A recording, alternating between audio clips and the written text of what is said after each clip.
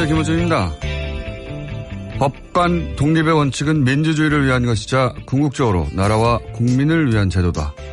양승태 전 대법원장이 퇴임사에서 한 말입니다. 그런 양승태 전 대법원장 시절 법원행정처는 양 전 대법원장이 박근혜 전 대통령을 만나기 직전 국정원 댓글 사건 등 박근혜 정부 국정 운영을 뒷받침하기 위해 최대한 노력해왔다는 걸 입증할 자료로 판결 14건을 선별한 문건을 만듭니다. 사법부가 박근혜 전 대통령 입맛에 맞는 판결을 해왔다는 걸 사법부 스스로 자인한 거죠. 물론 자기들끼리 몰래. 그러니까 양승태 대법원장이 주장한 법관의 독립은 민주주의를 위한 것이 아니라 특정 판결이 박 전 대통령의 눈치를 본 판결이 아니냐는 그런 비판에 대해 사법부에 대한 비판은 법관의 독립을 침해하는 것이라는 대응 논리에 불과했다. 이겁니다.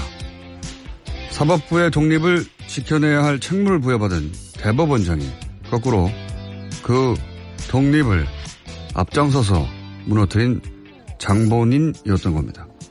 이런 사람에게 법적 책임을 묻지 않으면서 사법부 독립을 말하는 건 가소롭다. 김어준 생각이었습니다.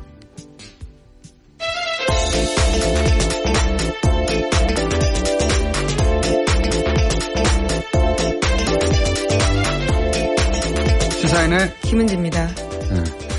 요즘 남북미 뉴스가 너무 커가지고 양승태 전 대법원장 뉴스가 묻히고 있는데 이거는 묻혀서는 안 되는 겁니다. 네, 굉장히 큰 뉴스입니다. 사법부의 독립 자체를 뿌리채 흔드는 이야기인데요. 이제 앞으로 누가 법원 판결을 믿겠나라는 생각이 들 수밖에 없습니다. 예를 들어서 예전에 삼성 이재용 부회장 2심에서 네. 제3자 뇌물죄 무죄 선고했던 정영식 판사에 대해서 사회적 비판이 엄청났어요. 예. 그때 이제 뭐 보수 매체나 보수 진영에서 그 대응 논리가 뭐냐면 그 법관의 독립을 침해하면 안 된다는 거였거든요. 예. 뭐 변협도 그랬고 조중동도 그랬고 관련 단체들도 다 그렇게 그런 논리로 대응을 했는데 근데 대법원장이 자기들끼리 정권의 입맛에 맞춰서 판결을 내렸다. 를 사실상 자인하는 문건을 만들었던 거 아닙니까? 예. 네, 그 문건이 나온 거고요. 그 문건에도 협력이라는 표현이 되어 있습니다. 사실상 재판을 거래했다라고 볼 수밖에 없는 건데요. 거래라는 표현도 직접 쓰고 있죠. 그 문건에 스스로. 예. 그걸 들고 가서 박근혜 전 대통령한테 자기들이 하고 싶은 사업 이걸 하게 해달라고. 네, 상고법원이었습니다. 당시에 굉장히 핵심이었는데요. 물론 들고 갔던 문건 자체가 상고법원 법관 임명과 관련되어 있는 문건이라고 하고요. 블랙리스트, 소위 이번에 사법거래 관련되어 있는 문건을 들고 갔는지는 아직 확인이 안 됐습니다. 왜냐하면 양승태 대법원장을 조사하지 못했었거든요. 그렇기 때문에요. 아직 그 부분까지는 확인되지 않았는데 의심이 아주 강하게 됩니다. 뭐 그 실무 책임자는 기억이 나지 않는다. 많이 들어본 거 아닙니까? 기억이 나지 않는다. 이제 조사를 해야 되는데 사법부한테 이제 조사 권한이 없죠. 네, 조사 권한이 없다 보니까 결국은 이 진실을 확인하려면 네, 이제 수사로 넘어가야 되는 상황입니다. 네, 이때까지 이제 뭐 사법부가 검찰의 수사를 의뢰한다든가 이런 일이 없었거든요. 그런데 이 사안은 그냥 넘어갈 수가 없다. 왜냐하면 법관 독립을 정치인 눈에 들기 위해서 자기들이 침해했다는 거 아닙니까? 네, 헌법에 명시되어 있는 사항입니다. 진짜 반헌법적인 행위를 한 건데요. 네, 이건 뭐 중대한 범죄이기 때문에. 근데 사법부로서는 이제 망설여지겠죠. 사법부, 삼권 분립 하에 사법부가, 한 축인 사법부가 행정부 산하에 있는 검찰에게, 자신들을 수사해달라고 직접 의뢰할 수 있는가 하는 문제, 그런 뭐 전례도 없고, 네, 물론 전례 없는 일을 했기 때문에요. 어디든 성역이 없다라고 봐야 될 것 같습니다. 그래서 어제 김명수 대법원장이 관련된 태도를 조금 바꿨는데요. 어제 출근길에 기자들에게 이번 일로 인해서 국민들께 진심으로 죄송하다면서 자신 또한 수사 의뢰할 생각 있냐라는 취재진의 질문에 대해서 그런 부분까지 고려하고 있다라고 이야기했습니다. 네. 이걸 그냥 넘어가면 양승태 전 대법원장에 대한 비판에서 그치지 않고 현 대법원장에 대해서도 아니 그거 어떻게 묻고 가냐고. 네, 법원의 신뢰도 자체가 문제가 되는 상황입니다. 자, 그런 큰 일이 있고요. 자, 이 문제는 저희가 잠시 후에 민주당의 판사 출신 박범계 수석 대변인과 함께 이야기 나눠보겠습니다. 자, 그러면 최근 전 국민이 가장 큰 관심을 가지는 또 남북미 문제. 네. 첫 번째 뉴스가 뭔가요? 예, 전해드리겠습니다. 6월 12일 북미 정상회담 준비를 위한 협상이 본격적으로 가동되고 있는데요. 판문점에선 의제 협상이, 싱가포르에선 구체적인 회담 실행 계획 논의가 진행되고 있습니다. 정보라인도 가동 중이라고 하는데요. 북미 의제팀은 어제 판문점 북측 지역 송일각에서 이틀째 실무회담을 열었습니다. 싱가포르에서도 양국 의전팀의 정상회담 실행 계획 논의가 늦어도 오늘부터 시작되는데요. 북한에서는 김정은의 집사, 김상선 국무위원회 부장이 만나고요. 또 조지프 헤이긴 백악관 부비서실장이 만난다라고 합니다. 또 폼페이오 국무장관이 지난해 CIA 국장 때 만든 CIA 팀이 별도 트랙으로 움직이고 있다고 AP통신이 보도하고 있습니다. 뭐 복잡해요, 뉴스가. 근데 이게 정리를 좀 해보자면 제가 요즘 준 전문가가 됐지 않습니까? 네, 여기저기서 만난다라는 건데요. 네, 여기저기서 만난다는 건데, 여러 이 남북미 관계 전문가들을 만나다 보니까 제가 들은 풍월이 있어서 이제 정리가 좀 머릿속에 됐습니다. 우선 뉴욕 팀은 원래 거기가 이제 유엔 대표부가 있어서 예, 그렇죠. 전통적인 소통 창구라고 합니다. 상시 연락하는 창구라는 얘기고 여기서 현재 드러난 가장 중요한 팀은 통일각에서 만나고 있는 그렇죠. 여기서 비핵화 의제를 얘기한다는 거고요. 예, 전문 외교가들이 만나고 있는 중입니다. 네. 여기서 이제, 아마도 그 협정문, 담길 내용을 가지고 논의를 하는 것 같고, 그리고 이제 싱가포르에 가 있는 팀들은 의전이나 경호라든가 뭐 아니면 끝나고 나서 기자회견은 어떻게 할 것인지 동선 그렇죠. 짜고 뭐 이런 거 하는 거고요. 그리고 이제 언론에 드러나지 않을 아마도 정상회담 이후에도 언론에 공개되지 않을 조건들, 이런 건 민감한 거 있겠죠. 예. 그런 민감한 사안들은, CIA와, 통전부, 여기서 지금 따로 의논을 하고 있다. 네. 그러니까 우리가 언론을 통해서 나중에 보게 될 것은 통일각에서, 그리고 민감한 아마도 물밑 조건들은 CIA와 통전부가 우리나라 국정원 CIA에 해당되는 거죠. 네, 그렇죠. 예.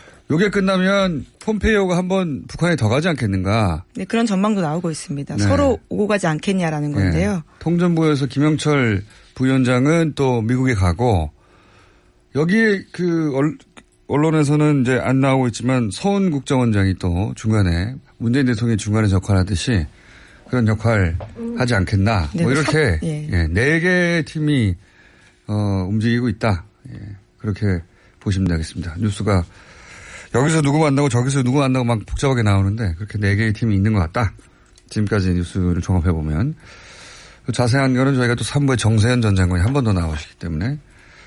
근데 어제 일단 통일각 팀은 잘 끝났다. 뭐 이런 보도가 있었습니다. 그렇게 SBS가 보도를 했는데요. 정부 관계자 말을 인용해서 그렇게 전했습니다. 미국이 요구하는 북한 비핵화와 북한이 바라는 체제 보장에 대해서 양측이 접점을 찾은 것으로 보인다라는 건데, 미국 협상팀이 1차 협상 결과를 본국으로 타전했고 현재 서울에서 대기하고 있는데 추가 훈련 받기 위해서라고 합니다.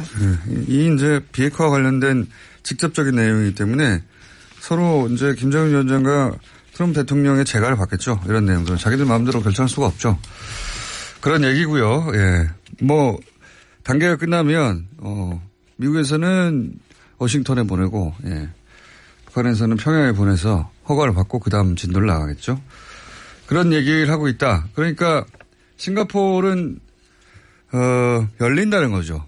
예. 근데 참 재밌는 게 트럼프 대통령이 취소한다는 거는 자신들의 보좌진을 다 끌고 나와서 기자회견을 했잖아요. 그럼 그 정도에 맞먹는 수준으로 다시 한다라고 해야 하는데, 다시 한다는 얘기는 그냥 뭐 트위터에서 한두 줄로 그냥. 스리슬쩍 넘어가고 있습니다. 스리슬쩍 넘어가고 있습니다. 네, 관련해서 계속해서 관계가 풀리고 있다는 시그널들은 꽤 있습니다. 미국 도널드 트럼프 행정부가 추가적인 대북 제재를 연기했다고 월스트리트 저널이 보도했는데요. 월스트리트 저널에 따르면 미국 당국자들을 인용해서 보도하고 있습니다. 북한과의 대화가 진전되는 상황에서 추가 대북 제재가 무기한 연기됐다라고 하는 건데요. 이르면 29일, 그러니까 오늘 수십 건의 새로운 대북 제재를 트럼프 행정부가 부과하는 방안 검토해 왔는데 이것이 미뤄졌다라고 합니다. 자, 알겠습니다. 또 하나 나오는 소식은 싱가포르에서 남북미가 만날 수 있다. 네. 이건 제가 다시 한번 남겨놓겠습니다. 기록으로. 싱가포르로 그 장소가 결정된 이후에 이게 이제 언론에서는 싱가포르의 뭐 접근성이라든가 보안이라든가 이런 얘기 쭉 해왔는데 그 이유가 아닐 것이다. 예, 그 이유가 아니라, 첫날 북미 정상회담 하고 나서 두 번째 종전선언을 하려는 의도가 여기 있는 게 아니겠냐고 제가, 당일날 말했다는 사실을 다시 한번, 기억을 환기시켜 드리겠습니다. 네, 문재인 대통령도 지난 27일에 2차 남북 정상회담에 대해서 기자회견하면서요. 관련된 이야기를 했습니다. 북미 회담이 성공하면 남북미 3자 정상회담을 통해서 종전선언이 추진됐으면 좋겠다라는 기대를 가지고 있다. 아직은 뭐 바람 수준으로 이야기를 했는데 직접 그 문 대통령 입으로 예, 이거 끝나자마자 3자가 종전선언을 했으면 좋겠다는 이야기는 처음 했어요. 직접적으로는. 예. 그런 식의 추정 보도는 있었죠, 중간중간. 네. 네, 대통령의 입으로 나온 말이기 때문에 훨씬 무게감이 있습니다. 그런 가능성이 꽤 있다, 직접 말한 이상. 그러므로, 제가, 싱가포르로 결정된 직후에 이런 일이 있지 않겠냐고 했던 거, 예. 다시 한번 기억해 주시기 바랍니다. 예언록에 추가해 주시기 바랍니다. 될지 안 될지는 두고 봐야 알긴 하겠는데. 네, 부디 됐으면 좋겠습니다. 네, 제가 말씀드렸지 않습니까? 점점 전문가가 스스로 되어가고 있는 것 같다고. 예, 자랑 한번 해놓고요. 자, 네. 뉴스 하나 정도 더 해야 될까 싶습니다. 오늘 또 많아가지고. 네, 뉴스 하나만 더 하게 되면요. 이명박 전 대통령 소식 전해드리겠습니다. 이명박 전 대통령이 어제 열린 두 번째 재판에 불출석했습니다. 이미 법원에서 출석하라고 요구했는데도요. 나오지 않은 겁니다. 재판이 결국 13분 만에 끝났고요. 재판부는 이명박 전 대통령에게 재판에 나올 것을 명령한 뒤 정당한 사유 없이 계속 안 나오면 강제 구인 조치하겠다라고 밝혔습니다. 그러니까 이제 박근혜 전 대통령 보고 나서 나도 저렇게 하면 되겠구나라고 들어가기 전부터 생각하고 있었다는 거죠. 예. 그리고 풍계리 얘기 짧게 하고 마치면, 예. 사실, 그, 트럼프 대통령이, 취소, 그러면서 이어진 2박 3일 동안의 극적인 릴레이 이벤트들이 아니었으면 풍계리가 지금까지 큰 뉴스가 됐겠죠. 그리고. 그 화면 자체가 주는 게 굉장히 시각적으로 큽니다. 다녀온 기자들 다 잊혀졌어요. 어떡합니까? 어제 오전에 기자회견을 잠깐 하면서요. 관련된 뒷이야기를 풀어놓긴 했습니다. 네. 그분들 저희도 사실은 다녀온 분들 모시고 인터뷰를 하려고 그랬는데 급 관심이 떨어져 버렸습니다. 안타까운 일입니다. 하지만 선도적으로 폐기 조치한 건 굉장히 큰 일인데요. 그렇죠. 이게 이제 그 굉장히 상징적인 조치죠. 예, 비핵화를 하겠다. 이게 자꾸 이제 보수 언론에서 쇼라고 하는데 보수 정당이나 이게 과거의 영변 냉각탑. 그렇죠. 폭파하고는 다른 것이 그때는 우리가 폭파할 테니 미국은 테러 지원국 해제를 해달라 이런 조건으로 맞교환한 거예요. 근데 이번에는 아무 조건을 걸지 않았거든요. 북한이.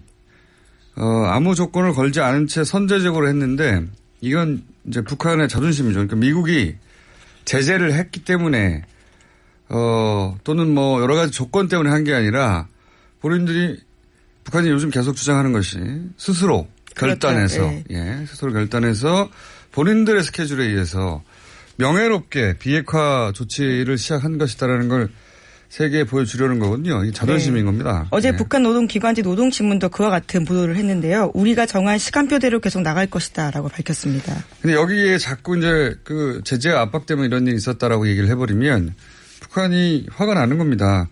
북한이 이렇게 먼저 나선 이유가 그것 때문에 한 게 아니다. 우리는 우리만의 스케줄대로 하는 거다. 그런 자존심이고 명예롭게 우리는 스스로 비핵화의 길에 들어섰다. 이런 거거든요.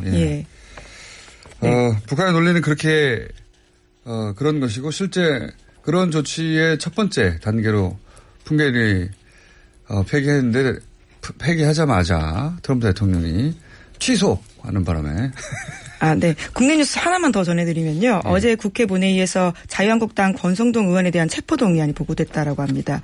이 내용에 따르면요. 강원랜드에 15명 청탁했고요. 정과 사범의 고교 동창을 사회이사로 추천했다라고요. 어제 KBS가 전하고 있습니다. 정과 사범이라 하더라도 일만 잘하고 그리고 더 이상 범죄를 저지르지 않으면 되죠. 그건 그런데 폭력 등 정과 사범이라고 하는데요. 뭐 그렇다 하더라도 일을 못 맡을 건 아니라고 보는데 어쨌든 지금 체포동의안이 72시간 후에 만약에 그 상정이 안 되면 자동으로 올라가죠. 예. 언제 될지는 모르겠지만. 예. 예. 아무래도 한동안은 본회의 일정이 잡히지 않을 상태라서요. 예. 상당한 시간이 걸릴 것으로 보입니다. 자, 여기까지 하겠습니다. 시사인의 김은지였습니다. 감사합니다. 네, 감사합니다.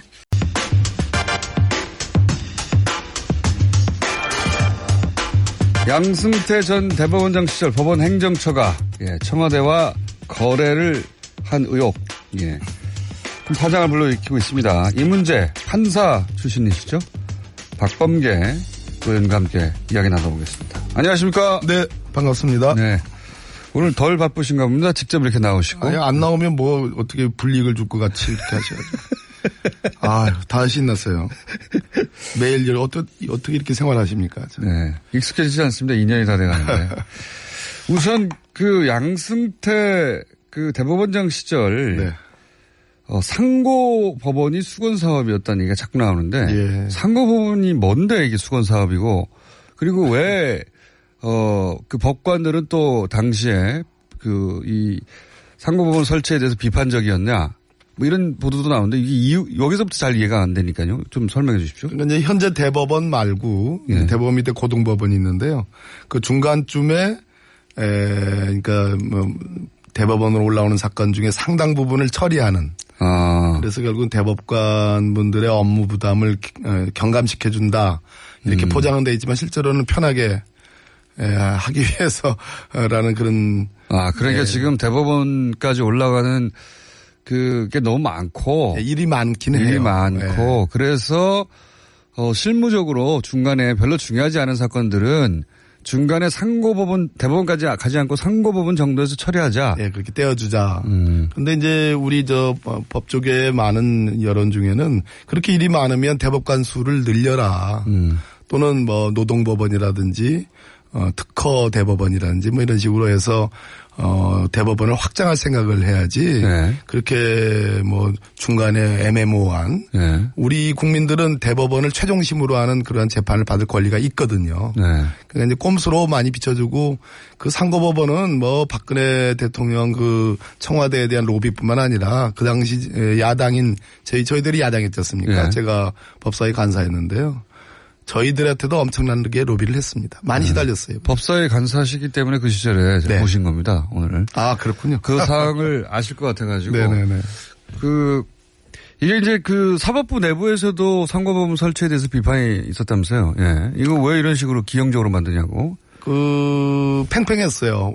사법부 자체에서는 이제 고위 법관들, 예를 들어서 법원장까지 가신 분들 또 법원장으로 가실 분들은 아무래도 다 대법관 수는 14명밖에 안 되니까 자리가 한정적이니까 그 대법관에 준하는 그런 높은 그 법관 자리가 고위 법관들의 자리 마련을 위한 그런 비판이 있었죠. 꼼수 아니냐는 비판도 그래서 있었군요. 그런 측면에서 찬성하는 법관들도 있었고 젊은 법관들은 당연히 이건 꼼수다 해가지고 비판을 많이 했고 그랬어요. 그러면은 사실 이런 게 만들어졌으면 양승태 대법원장 입장에서는 인사권을 더 강력하게 휘두를 수가 있었군요. 만약에 만들어졌다면. 자리가 많이 나는 거니까 그렇죠. 그렇고요. 그러니까 양승태 대법원장의 지향이 두 가지가 있었는데 하나는 평생 법관. 평생 법관이요? 지금 거의 그런 식으로 지금 운영되고 있어요. 은퇴할 때까지 법관을 계속하는. 그렇습니다. 네. 두 번째는 지금 상고법원을 도입해가지고 자릿수를 많이 늘리는. 평생 법관 하려면은 직장에 치면 진급할 자리가 제한되어 있으니까 그 자리가 늘어나야 되겠군요. 서로 맞물려 있는. 네, 그렇습니다. 그 두 가지 모토가 있었죠. 자, 그게 이제 양승태 대법원장, 당시 대법원장의 수건 사업이었는데 이걸 하려면 대통령이 승인을 해야 되는 겁니까? 그렇죠. 왜냐하면, 대통령이 아니라 궁극적으로는 법이 만들어져야 되는 거예요. 법을 만들어야 되니까 국회죠. 예. 근데 국회를 장악하고 있는 것은 대통령이니까. 그렇군요. 그 당시 박근혜 정부가. 당시 다수당이었으니까. 새누리당을 장악하고 있었으니까요. 그렇군요. 그래서 그 박근혜 전 대통령, 단순화시켜 요약하자면 박근혜 전 대통령이 좋아할 만한 판결들, 그걸 가지고 이렇게 우리가 충성하고 있다. 네, 대통령에게 있다. 충성하고 있으니까 좀 해주세요. 이렇게 하려고 했다는 거 아닙니까? 맞습니다. 재판을 말 그대로 이제 거래 흥정수단으로 썼다라는 그런 흔적들이 나온 건데요. 실제로 그렇게 해서 재판에 영향을 미친 걸로 보여지는 사건들이 있습니다. 원세훈 국정원장 사건 대법원에 가서 전 13대 0으로 무죄 취지로 파기됐죠. 그 뭐 메일에 첨부됐는데 그걸 2심에서는 인정됐다가 3심 대법원에 거기 가가지고 메일 쓴 사람이 기억이 안 난다고. 그렇습니다. 본인의 메일 맞는데 어떻게 자기 메일을 다 기억합니까? 기억 못하는 사람도 있는 건데 기억이 안 난다고 하니까 그거 파기환송해가지고 시큐리티 파일하고 진원 파일 증거 능력을 인정할 수 없다 이렇게 해가지고. 그래서 사실은 정권이 만약에 바뀌지 않았다면 그 원세훈 국정원장은 풀려날 뻔했습니다. 그렇죠? 실제로 풀려났다가 다시 풀려났지 않았던가요? 풀려났다가 다시 들어갔는데 제 말은 아예 풀려날 뻔했다는 거죠. 또 있죠. 전교조 법외노조 사건에서 서울고등법원이 그것은 위법하다라고 했는데 대법원 가서 또 바뀌었죠. 그 댓글 공장이나 전교조나 다 박근혜 전 대통령이 굉장히 민감해하던. 그렇습니다. 통진당 사건. 통진당 사건. 또 그 긴급 조치로 인한 국가배상 사건 이런 것들이 실제로 다 그 지금 보고서대로 그런 취지대로 다 판결이 영향이 미쳐진 그런 흔적들이 보이죠. 긴급 조치는 이제 박근혜 전 대통령 아버지 때 그렇습니다. 벌어졌던 일에 대해서 배상하지 말라는 거 아닙니까? 그렇습니다. 결국 결론은 배상해야 하는데 배상하지 말라고 해놓고 들고 가는 거죠. 자 이제 아빠를 위해서도 이렇게 했고 굉장히 민감해는 통진당이라든가 아니면 댓글 사건이라든가 또는 뭐 전교조 사건 이걸 다 우리가 통상임금 사건 또 KTX 여승무원 사건 등등 보면 잘 처리했으니까 요거 좀 상고보고 좀 해주세요. 이거 했다는 겁니다. 이게 말이 됩니까? 말이 안 되죠. 말이 안 되니까 지금 온 국민이 뭐 나라가 지금 들끓고 있잖아요. 이게 지금 남북미 문제가 워낙 그렇습니다. 긴박하게 돌아가지고 그것만 아니었으면 이건 참 초대형 맞습니다. 이런 과거에 이런 종류 비슷한 일이라도 있었습니까? 사법부에 대법원장이 대법원이 내렸던 판결 들고 가가지고 대통령한테 우리 이렇게 잘했으니까 사업 좀 하게 해주세요. 이런 적이 있었습니까? 이걸 이렇게 봐야 될 겁니다. 이 시기가 이제 박근혜 국정농단이 결과적으로 나중에 이제 수사를 해서 보니까 절정에 달하는 시점이에요. 이 시점이 2015년. 오히려 이게 국정농단의 뒷면입니다. 사법부만 지금 비판하고 있는데 실제로 이걸 까놓고 보면 박근혜 국정농단이 2013년도 취임부터 지속적으로 2016년 말까지 있었던 거 아니겠어요? 근데 그 기간 중에 최고 피크의 시점이 2015년도예요. 이게 2015년도에 벌어진 건데 그러니까 박근혜 국정농단이 벌어지는 걸 보면서 법원에서 볼 때 거래하면은 통하겠구나 라는 생각을 한 거예요. 김기춘 비서실장 뭐 이런 등등. 실제로 김영한 고인이 된 그 민정수석의 업무 일지에 보면 생생한 그런 기록들이 나오고 있습니다. 요 관련된. 근데 왜 안 됐느냐 상고법원이 이렇게까지 했는데 왜 안 됐습니까? 이렇게까지 정말 뭐라고 하잖아요. 박박겼는데 안 됐느냐. 김기춘이었기 때문에 안 된 겁니다. 이게 무슨 얘기냐면 검찰 출신이 그렇습니다. 한 큐에 알아버리시네. 김영한 민정수석의 업무 일지에 보면 이 상고법원에 대한 부정적 기류들이 있어요. 이렇게 로비를 하고 이렇게 정말 저자세를 기고 있는데 그래도 안 돼. 검찰 출신 입장에서는 그렇습니다. 탄책이 더 늘어나는 거 아닙니까? 그렇습니다. 그랬군요. 그렇군요. 그래 게다가 우병우 민정수석도 검찰 출신이기 때문에 검찰 출신들이 장악하고 있던 당시 청와대에서 볼 때 또 판사들이 머리 쓰는구나 이렇게 해가지고 웃기는 짓 하고 있구나. 실제로 그 국회에서 법사위를 열면 저쪽 자유한국당 의원들은 검사 출신들이잖아요. 많죠. 위원장, 간살. 전통적으로 검사 출신들은 자유한국당에 다 그런 건 아닌데 많이 갔습니다. 그분들의 반응이 똑같았어요. 웃기고 있는 짓을 하고 있네. 자, 그러면 지금 현재 대법원에서는 이 관련 조사를 하긴 했는데요. 이게 이제 강제 수사권이 없지 않습니까? 그래서 물어보고 아니라 그러면 아닌가 보다 하고 결론을 낼 수밖에 없는 상황이고 그 정도 결론 나고 끝난 거잖아요. 현재 대법원이 할 수 있는 정도는. 이거 근데 이제 범죄 혐의가 있는 거 아닙니까? 있죠. 네. 일단 첫째, 이번 특별조사단의 결과 발표는 세 번째예요. 예. 1차, 2차, 3차거든요. 예. 다 여론에 밀려가지고 또 예. 판사들 내부의 사법부 구성원들의 불만에 밀려가지고 마지못해 한 조사였습니다. 판사가 판사를 조사하려니까 어렵긴 하겠죠. 물론 그 이해가는 면이 없는 거 있긴 있습니다만은. 예. 그러나 김명수 대법원장 아니겠습니까? 예. 지난 촛불 혁명을 통해서 새로운 정부가 구성됐고 문재인 정부에 의해서 이제 김명수 대법원장 체제가 말 그대로 개혁 대법원장 체제가 출범을 했는데 밀려서 조사를 하다 보니까 이 조사 3차 조사 내용은 우리가 지금 입이 떡 벌어질 만한 경악할 만한 내용들이 나왔는데 그러나 저는 조사가 다 완전하지 않다고 봐요. 그렇겠죠. 당연히. 그렇겠죠. 당사자가 기억 안 난다 그러면 더 이상 할 수 있는 게 아니에요. 그렇습니다. 예. 할 수 있는 게 없지 않습니까? 거기서 끝났다는 거죠. 기억이 안 나서 더 이상 할 수 없다. 강제수단이 없어서 그렇다라기보다는 네. 아무래도 조사하는 데 있어서 빡시게. 예, 좀 표현이 좀 그렇습니다. 빡세게. 하지를 못하는 거죠. 그러니까 사정을 다 봐줘가면서 하는 조사에 동료들끼리 하는 거니까요, 사실. 예. 저는 한편으로는 아쉽고 또 한편으로는 그래도 이만큼이라도 밝혔으니까 다행이다. 라는 면이 있는데 여기서 중요한 건 여기서 끝나면 안 되는 거 아니냐는 거죠. 맞습니다. 예. 그럼 그 다음 단계로 할 수 있는 게 뭡니까?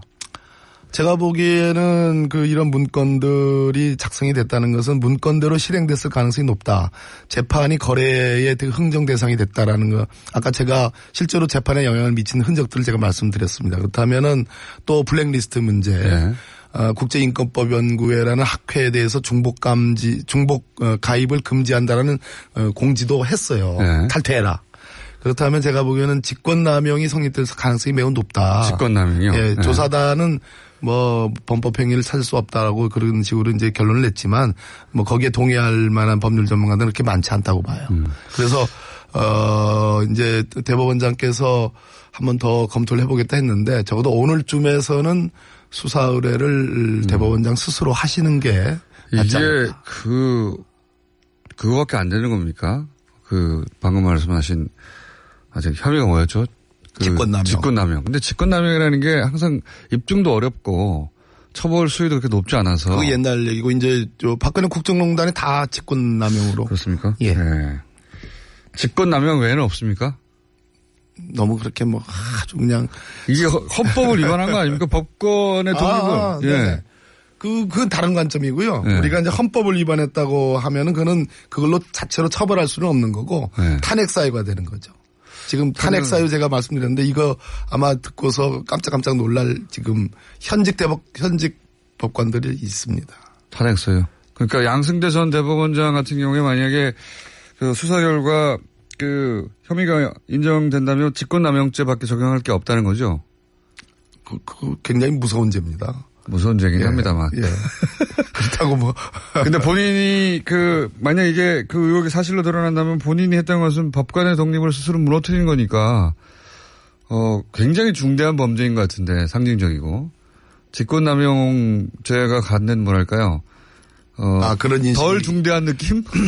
그런 인식이 계시는군요. 예. 직권남용에도 천차만별이니까 헌법을 유린하고 삼권 분립을 유린한 전대미문의 사태이기 때문에 직권남용 중에 최상급 직권남용이죠. 알겠습니다. 예. 자, 오늘은, 지난 시절 이 일을 직접 겪으셨고, 그리고 판사 출신이어서, 민주당의 박범계 의원과 이 문제 나눠봤고요. 만약에 이게 대법원이 검찰에 고발을 안 하면 어떡하죠? 지금 이미 시민단체들이 서울중앙지검에 양승태 전 대법원장을 포함해서 고발을 해놨어요. 사건들이 꽤 있는데 검찰이 지금 수사를 하고 있습니다. 공공형사분가 하는 그 수사부인데요. 다만 이제 대법원을 상대로 법원행정처를 상대로 수사해야 되니까 법원의 자발적인 협조가 아직 필요하고 안 그러면 국민 여론이 아주 급속도로 악화돼 있죠. 그러면 강제 수사를 안 할 도리가 없죠. 검찰도 좀 부담스럽긴 하겠네요. 부담스럽죠. 왜냐하면 맨날 영장을 받아야 되는 그런 사법부를 상대로 수사를 해야 되니까. 그렇습니다. 다들 껄끄럽습니다. 지금 보니까. 사법부에도 검찰에 맡기기 껄끄럽고 검찰도 막 나서서 자기가 한다고 하기 껄끄럽고 그런 상황이네요. 그런 상황. 그래서 이것을 반드시 해야 한다는 국민 여론이 중요한 것이다. 그렇습니다. 예. 오늘 여기까지 듣겠습니다. 감사합니다. 네, 감사합니다. 네, 박봉계 의원이었습니다.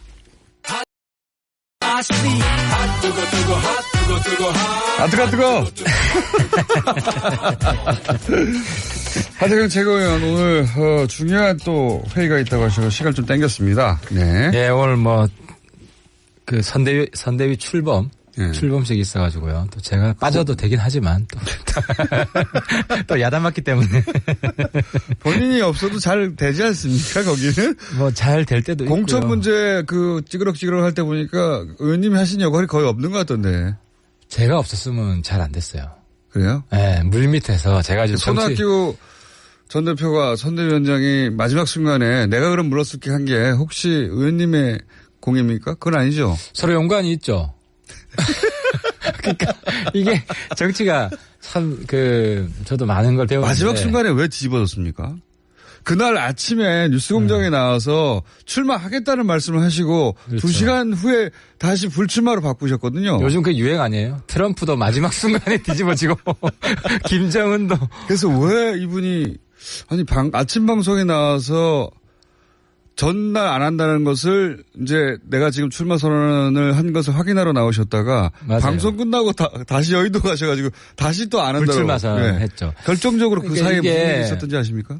저는 이제 큰 정치인일수록 이게 순간적으로 팍 입장을 바꾸기 굉장히 어렵거든요.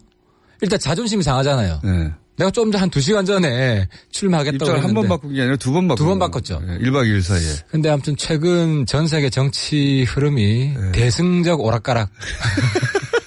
이게 제가 궁금한 것은 이유가 뭐냐 마지막에. 그러니까 일단 이거부터 말씀드릴게요. 네. 이게 나는 이제 손학규 대표 자존심도 상하고 네. 스타일도 확 구기고 이거 맞아요. 맞죠. 그렇지만 네. 저는 높이 평가해주고 싶은 것이 네. 김정은하고 똑같은 거예요. 아니 북한이 이렇게 비유하면 이해하기 쉬워서 그래. 아니 김정은이 이번에 트럼프가 큰 소리 치니까 깨갱했잖아요. 솔직히 얘기하면 그러니까 북한은 사실 깨갱이라고 표현하시기는 그렇고 어쨌든 이렇게 꼬리를 내렸는데 네. 대범한 결정을 하였다라고 말해주세요. 그러니까 그게 대범한 꼬리 내림. 대범한 큰 꼬리 내림. 이게 왜냐하면 북한이 여태까지 국가 이미지는 깡과 자존심밖에 없다. 네. 우리가 굶어 죽어도 자존심 못 버린다. 한순간에 버렸어요, 그냥. 근데 물론 문재인 대통령이 도와줬지.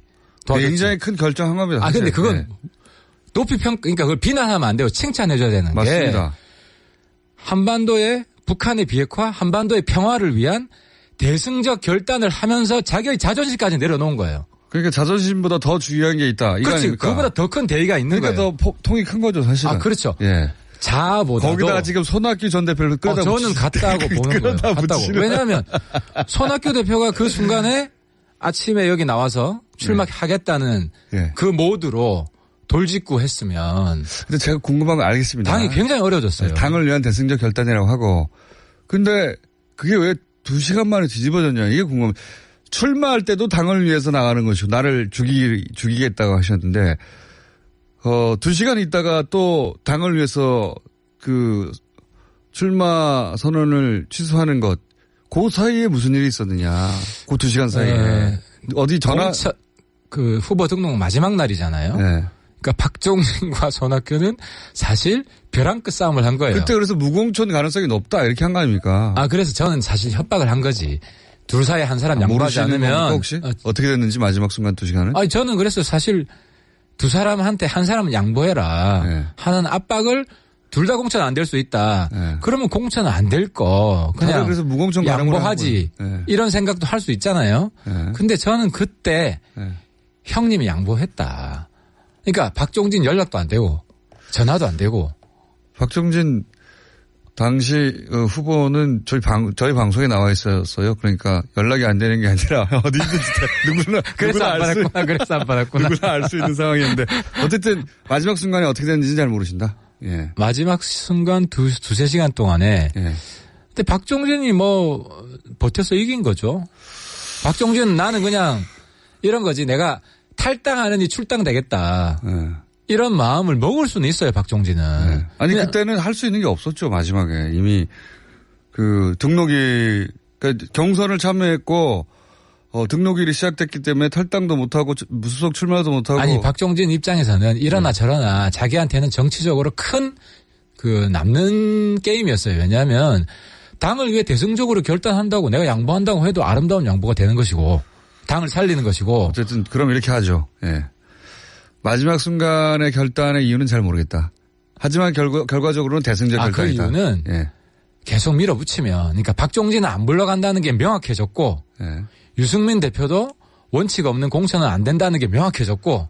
그러니까 손학규 위원장은 마지막 날쯤 되면 박종진 후보가 물러서지 않겠나. 박종진 또는 유승민 대표가 물러설 거라고 생각을 했을 수가 있는데 안 물러서니까 그럼 내가 물러서겠다. 더 강적들이더라. 이래서 대충돌이 벌어진다. 내가 스타일 다 구기지만 양보해야 되겠다. 당을 위해서. 그런 판단을 했다고 봅니다. 다 끝난 일이니까 좋게 좋게 해석하기로 하죠. 근데 요 목금토일 남북 문제에 대해서는 또 나름 한쪽 분야의 전문가를 자처하시고 실제 전문가이신 김일성 가면을 찾아내신. 그러니까 아직도 북한에 대한 경계심은 최소한도로 유지해야 된다. 네, 그건 뭐 알고 있습니다. 김일성 가면은 판결이 제가 보기엔 1년 이내에 날 거라고 봅니다. 다 잊어먹고 있는데 가끔씩 상기시켜주는데 아무튼 한번 봅시다. 왜냐하면 저희가 앞으로 이제 염색이 걸려있기 때문에. 뭐 염색도 걸려있지만 시간이 지나면 다 아름다운 추억거리가 될 겁니다. 네. 확인해야지. 그리고 그때 진상규명 확실히 해야죠. 약속을 그때 했잖아요. 상대가 풀으려고 할 때까지 한다. 제가 이기면 하태경 의원님이 앞으로 10년 정도 빨간 머리 하고 다닐 수도 있어요. 내 임기 안으로 한지 그건 너무. 국회의원 임기 안으로. 임기 안으로. 알겠습니다. 그럼 저도 방송하는 한 그 기간으로 하고 목금토일 정말 깜짝 놀랐어요. 여러 번. 그러니까는 트럼프가 이제 결국 뻥카잖아요. 뻥카죠. 예. 결과적으로는. 결과적으로 뻥카였어요. 하지만 처음에는 누가 뻥카라고 생각했습니까? 다 쫄았지. 다 쫄았죠, 정말. 우리 집 한반도가 쫄았죠. 큰일 났다, 정말. 근데 트럼프도 그래요. 이제 트럼프의 저런 행태가 미국의 국익에 도움이 되느냐. 그러니까 미국은 리더십 국가예요. 세계를 이끌어 나가는 국가인데. 이때까지 그랬는데. 그렇죠. 그게 가장 중요한 덕목이 예측 가능성이에요. 근데 저 나라는 전혀 예측 가능하지 않고 그냥 덩치 큰 북한이 돼버렸어. 덩치 큰 북한. 그것도 덩치 큰 과거의 북한이라고 하셔야 됩니다. 이제 김정일 때 북한. 그죠? 과거에. 그러니까 벼랑 끝 전술을 쓰고 예측 불가능하고 그러니까 미국 입장에서는 사실 굉장히 부끄러운 일이라고 저는 생각해요. 물론 트럼프가 위원장의 대응이 훨씬 더 성숙했어요. 결과적으로. 김정은은 훨씬 더 성숙한 맞습니다. 정치인이 됐죠. 트럼프 덕분에. 그러니까 이 단기간의 게임에서는 트럼프가 기싸움에서 이긴 것처럼 보이지만 먼 싸움에서는 김정은이 웃죠. 저는 트럼프가 실수했다고 봅니다. 얻은 게 뭐가 있어요. 깜짝 놀라셨고 깜짝 놀라가지고 그때 하루 정도만 참으시지. 유승민 대표 태어나가지고 운전대 자꾸 뭐 했냐. 이거 좀 말려주셔야 됩니다. 최근 남북관계에 관해서는. 근데 또 다행히 2차 정상회담. 이것도 충격적이었어요. 사실 이것도 예상 못 하셨죠? 아니요. 2차 정상회담은 사실 최근 이제 북핵 문제를 두고 대한민국 내에서 북한 전문가라는 사람들 사이에 허실이 구분되는 것 같아요. 누가 진짜냐. 그렇죠. 맞습니다. 그래서 저는 정세현 장관 이야기 주의 깊게 보는데 정세현 장관이 힌트를 다 주셔가지고 이건 김정은이 직접 풀어야 되고 그걸 풀게 도와줄 사람은 문재인 대통령이고 그런 이야기 속에서 당연히 답이 나와 있었다고 보는데 그때는 통화 정도로 생각했죠. 근데 이제 문제는 언론이 이걸 전혀 포착을 못했다. 그럼 의원님은 2차 남북 정상회담을 머릿속에 그리고 있었다는 겁니까? 전혀 그릴 수 없었죠. 예상도 못했지. 예상도 못했는데 특사가 편지를 주고받는다거나 이 정도였는데 김영철 서훈 라인이 움직인다든가 그래서 이번에 제가 하고 싶은 이야기는 남북 관계가 정말 혁명적으로 변하고 있다. 그건 정말 그러니까 우리 옛날 저도 통일운동하면서 남북 관계는 형 동생 관계다. 말로만 그렇게 했는데 실제로 진짜 그렇게 변하고 문재인 대통령이 형님 정치하고 있고 김정은은 동생 정치하면서 투정도 부리고 성장통을 겪고 있지만 어쨌든 글로벌 정치인급으로 존재감 확실히 커지고 있고요. 예. 국제적으로도 트럼프, 김정은 사이의 오가는 걸 보고 이쪽이 더 성숙하고 세련됐는데 이렇게 생각할 정도의 결정들이 쌓여가고 있는데 제가 이제 여기서 오늘 의원님에게 드리고 싶은 말씀은 그나마 다행히 2차 남북 정상회담 이후의 논평은 바른미래당도 다른 모든 정당, 자유한국당을 빼고는 똑같았습니다. 예.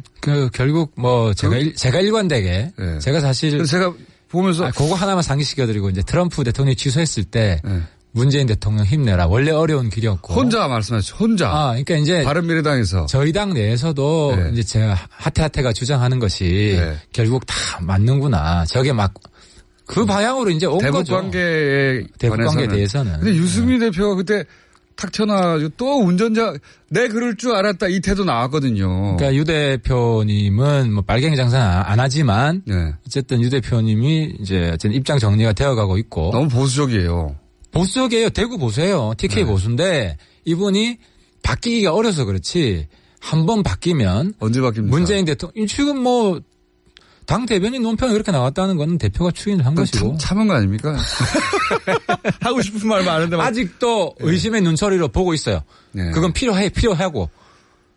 아직도 이제 뭐 김정은이. 그 정도 의심의 눈초리는 정부 안에서도 다 관리됩니다. 가지고 있죠. 예, 가지고 당연히. 있죠. 그러니까 지금 그 과거의 보수가 착각하고 있는 게 정부는 아무 의심 없이 달려갈 거라고 생각하는데 그런 정부가 전 세계에 어디 있습니까? 그 정도 조심은 다 하는데. 그래서 제가 지금 요즘 많이 그 문재인 대통령뿐만 아니라 네. 민주당 특히 홍영표 원내대표에서 제가 많이 칭찬을 합니다.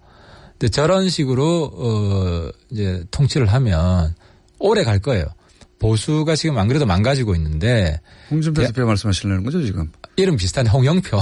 그러니까 그 얘기 한 다음에 바로 홍준표 대표 얘기하시려고 워밍업 하시는 그러니까 거니까. 이제 네. 준표가 영표를 좀 닮아야 돼요. 배워야 되고. 그러니까 요 남북 관계를 어떻게 바라보고 어떻게 논평하고 어떻게 대처하느냐가 앞으로 한동안 계속해서 기준점이 될 거거든요. 기준점이 되고 사실 남북 관계에서는 야당이 여당보다 더 여당스럽게 해줘도 됩니다. 그러니까요. 네, 더 해줘도 됩니다. 그래야 대통령도 야당과 격이 없이 상의할 거 아니에요. 무슨 뭐 정보를 조금 주면 무조건 깐다. 서로 협의하는 게 아니라 도움을 주는 게 아니라. 그러니까 남북 관계에 있어서는 제가 이제 그런 야당을 만들고 싶어요. 여당보다 더 대통령을 도와주는 야당이 되어서 같이 조언을 해주고 네. 같이 또 김정은 만날 때도 같이 만나고. 왜냐하면 그래야 김정은 입장에서는 야당이 집권을 하더라도 문재인 대통령 노선이 지속이 된다고. 의원님의 속내가 갑자기 드러난 것 같아가지고. 예. 무슨 속내? 평양 가시려고 그러는 거. 당연히 저는 가야죠. 평양 가시려고 이번에. 평양 당연히 가야 조만간에. 되고. 왜냐하면 예. 지금 막 김정은이 견제하고 있는 사람. 누가 먼저 가도 김일성 가면 꼭 물어보기입니다. 그러니까 김정은이 견제하고 있는 사람이 한 두 사람이 있는데 네. 그중에 한 사람이 하태하태고 또 한 사람이 홍준표인데 김정일 위원장이 의원님을 경계하고 있다고요?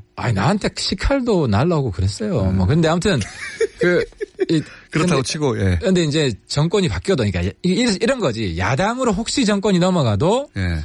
문 대통령 노선이 지속된다. 라는 믿음을 줘야 이 관계 남북 관계가 항구적 안정적으로 정착이 되는 거죠. 하태경 의원이었습니다. 감사합니다. 감사합니다.